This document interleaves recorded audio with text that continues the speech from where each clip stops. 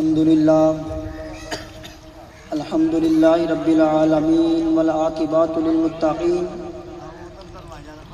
والصلاة والسلام علی سید الانبیاء والمرسلین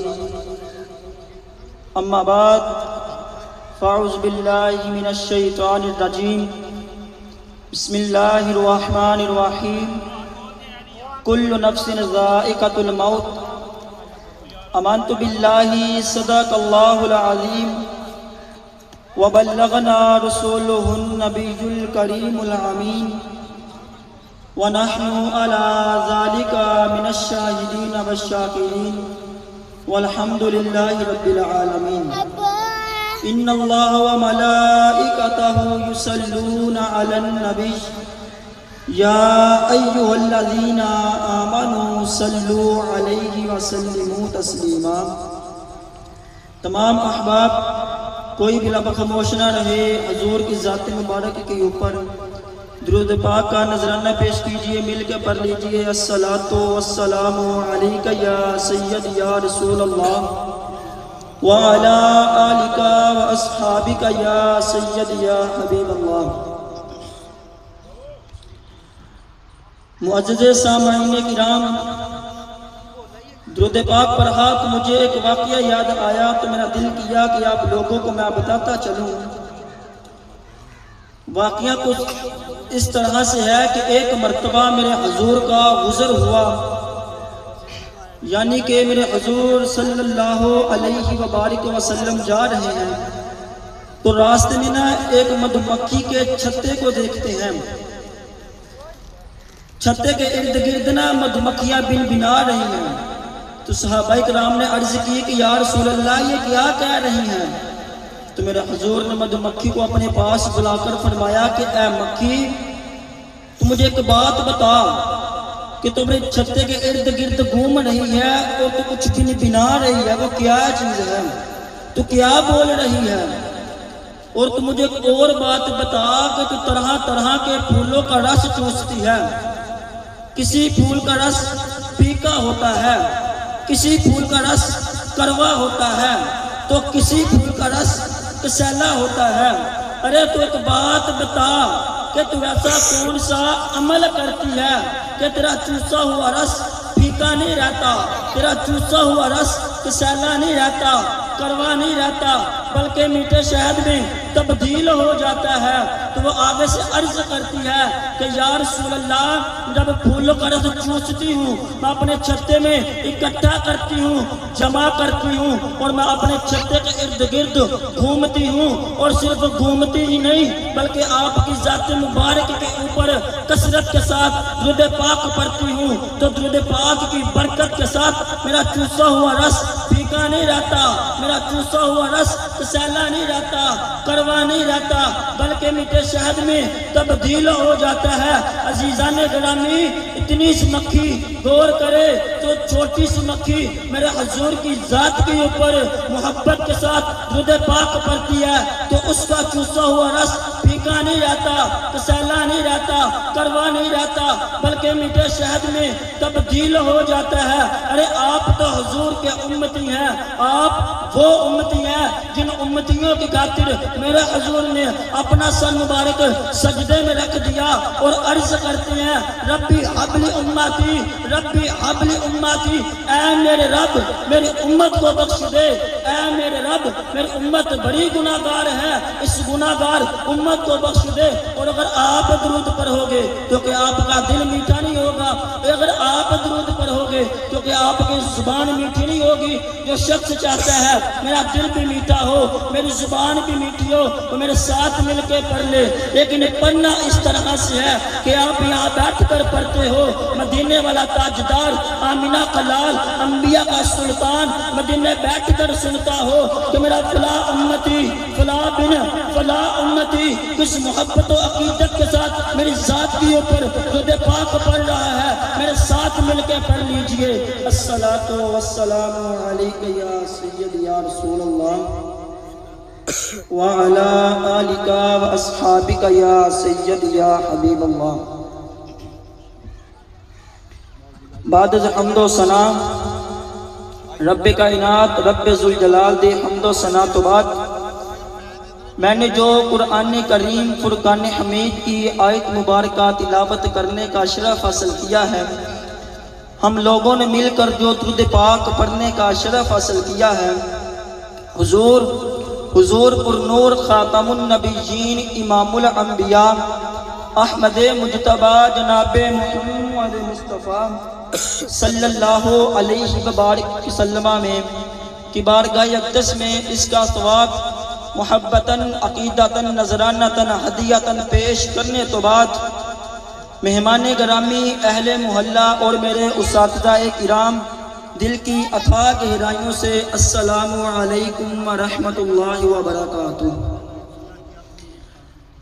شاعر کہتے ہیں کہ دنیا کی کتابوں میں قرآن چمکتا ہے، دنیا کی کتابوں میں قرآن چمکتا ہے، قرآن میں اللہ تعالیٰ کا فرمان چمکتا ہے، اور عادت جو بنا لے تلاوت قرآن کی، عادت جو بنا لے تلاوت قرآن کی، اللہ کی نظروں میں وہ انسان چمکتا ہے۔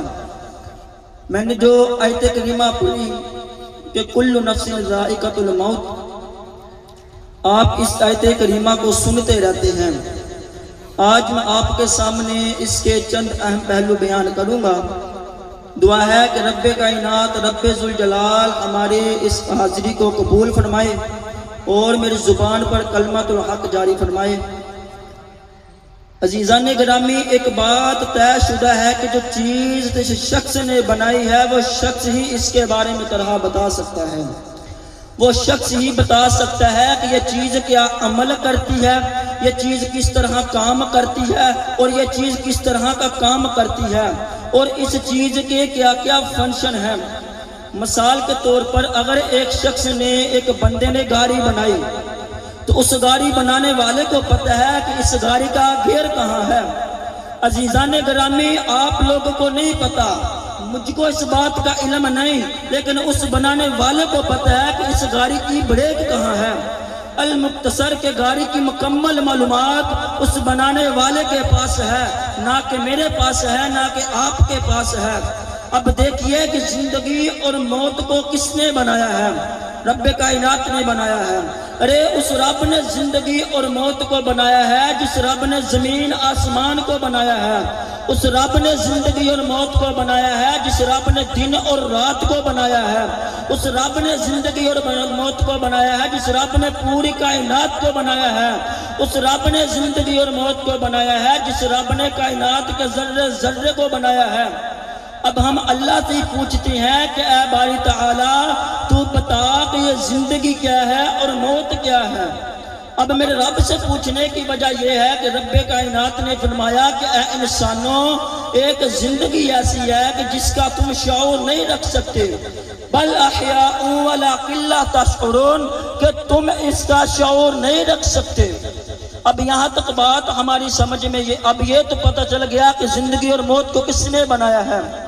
اب دیکھیے کہ اللہ تبارک و تعالیٰ کے پیارے محبوب حضرت محمد مصطفیٰ صلی اللہ علیہ وآلہ وسلم جب دعوت اسلام دے رہے ہیں کفار مکہ کو، یعنی کہ ابو جہل کو، ابو لہب وغیرہ کو، تو ایک طرف دیکھیے کہ میرے حضور کا اقرار پہ اقرار بن رہا ہے، اور دوسری طرف ابو جہل کا، ابو لہب کا انکار پہ انکار بڑھ رہا ہے۔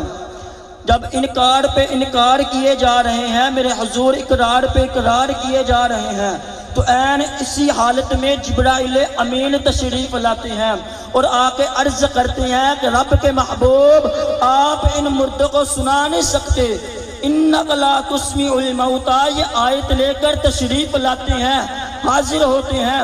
اب غور کرنے کی بات یہ ہے کہ ابو جہل کے پاس روح ہے، آنکھیں دیکھتی ہیں، جسم حرکت کرتا ہے، لیکن قرآن نے آواز لگائی کہ انک لا تسمع الموتیٰ، کہ بے شک آپ ان مردوں کو سنا نہیں سکتے۔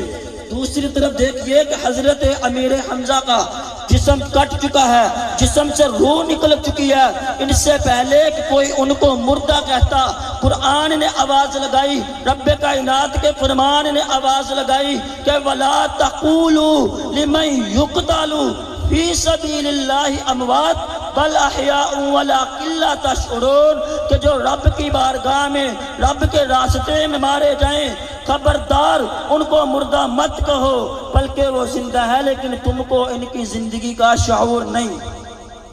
اب یہاں تک ہماری سمجھ میں جو بات آئی ہے کہ وہ یہ ہے کہ جو اللہ کے فرمان کی بات مانتا ہے، جو اللہ کے قرآن کی بات مانتا ہے، جو اللہ کے پیارے محبوب کی بات مانتا ہے، وہ اس دنیا میں بھی زندہ ہے اور آخرت میں بھی زندہ ہے۔ جو اللہ کے محبوب کی بات نہیں مانتا، جو رب کے فرمان کی بات نہیں مانتا، رب کے قرآن کی بات نہیں مانتا، وہ اس دنیا میں بھی مردہ ہے، وہ اس آخرت میں بھی زندہ ہے۔ اب بات وہی مانے گا جو محبت کرنے والا ہوگا، جو محبت کرے گا۔ ارے جو بات مانتا ہے، اسی کے اوپر شاعر نے کیا خوب بات کہی ہے کہ کی محمد سے وفا تو نے تو ہم تیرے ہیں، کی محمد سے وفا تو نے تو ہم تیرے ہیں، ارے یہ جہاں چیز ہے کیا لوح و قلم تیرے ہیں۔ اب کل نفس ذائقۃ الموت میں جو موت کا ذکر ہے نا، وہ اصل میں نا بندے کی سفر کی ایک حالت ہے، یعنی کہ اب جب کوئی فوت ہوتا ہے تو ہم کہتے ہیں کہ انا للہ و انا الیہ راجعون۔ اب دیکھیے کہ جب ہم اس دنیا میں نہیں تھے تو کہاں تھے؟ عالم ارواح میں تھے۔ عالم ارواح سے رب کا حکم ہوا کہ دنیا بدلو، انسان نے دنیا بدلی۔ وجہ کیا تھی دنیا بدلنے کی؟ وجہ تھی حکم ربی، امر ربی۔ ماں انسان عالم ارواح سے ماں کے پیٹ میں آ گیا، پھر حکم ہوا کہ دنیا بدلو۔ وجہ کیا تھی دنیا بدلنے کی؟ وجہ تھی درد سے، انسان ماں کے پیٹ سے دنیا میں آ گیا۔ اب دیکھیے کہ عالم ارواح سے اور دنیا میں آنے کا ذریعہ کون بنا؟ والدین ذریعہ بنے۔ اب والدین کی چھوٹی ہستی کا نام نہیں۔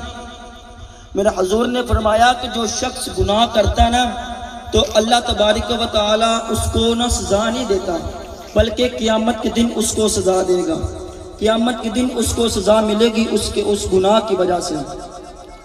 لیکن حضور نے فرمایا کہ جو شخص اپنے والدین کا نافرمان ہوگا، جو اپنے والدین کی بات نہیں مانے گا، فرما برداری نہیں کرے گا، اللہ تبارک و تعالی اس شخص کو قیامت کے دن تو سزا دے گا، لیکن اس بندے کو، اس شخص کو جس نے والدین کی نافرمانی کی ہے، اللہ تبارک و تعالی اس کو دنیا میں بھی ذلیل و رسوا کرے گا۔ اب اگر آج کوئی انسان، کوئی آدمی تھوڑا سا پڑ جائے نا، اولاد تھوڑی سی پڑ جاتی ہے تو وہ والدین کو اگر بات سمجھائے تو وہ کہتے ہیں کہ ابا جان، اماں جان، آپ تو پرانے دور کے ہیں، آپ کو اس بات کا پتہ نہیں، آپ کو تو کسی بات کا علم ہی نہیں ہے، آپ پرانے دور کے ہیں۔ ارے میں ان سے کہنا چاہوں گا کہ وہ پرانے دور کے نہیں، بلکہ آپ بے وقوفوں کے دور کے ہیں، آپ بے وقوفوں کے دور کے ہیں۔ اتنا بڑا درجہ، اتنی شان والدین کی کہ میرے حضور نے فرمایا کہ ایک صحابی ہونے سے بڑی ولایت کوئی نہیں، لیکن حضرت اویس کرنی صحابی نہیں بن سکے۔ ساری دنیا کے کتب ابدال غوث مل کر بنا کسی صحابی کے قدموں کے برابر نہیں ہو سکتے، لیکن حضرت اویس کرنی صحابی نہیں بن سکے صرف اپنی ماں کی وجہ سے، صرف اپنی ماں کی خدمت کرتے تھے۔ حضور کی ظاہری دنیا میں نا زیارت نہیں کر پائے، حضور کو دیکھ نہیں پائے، صرف اپنی ماں کی وجہ سے۔ لیکن میرے حضور نے فرمایا کہ اے اویس کرنی، تو وہاں رہ کر اپنے والدین، اپنی ماں کی خدمت کر۔ اے اویس، تو وہاں رہ کر اپنی ماں کی خدمت کر۔ میں تیرا محمد، میں رب کا محمد، میں تیرا حضور، تیرا نبی یہاں رہ کر تجھ سے راضی ہوں۔ اب شاعر کہتے ہیں کہ باپ جیا گم کھار نہ کوئی، میں دنیا ساری پھرولی، تے مٹھڑی باپ دی بولی ہے، تے بے ادبی جے ماں دی کیتی، تے کچھ نہیں ہو رہنا پلے، بے ادبی جے ماں دی کیتی، تے کچھ نہیں ہو رہنا پلے، کیونکہ جنت رب نے رکھ چھڈی ہے ماں دے قدماں تھلے۔ دعا ہے کہ اللہ تعالیٰ میری اس حاضری کو قبول فرمائے اور ہم سب کو اپنے والدین کا حکم ماننے کی، فرما برداری کرنے کی توفیق عطا فرمائے۔ وآخر دعوانا ان الحمد للہ رب العالمین۔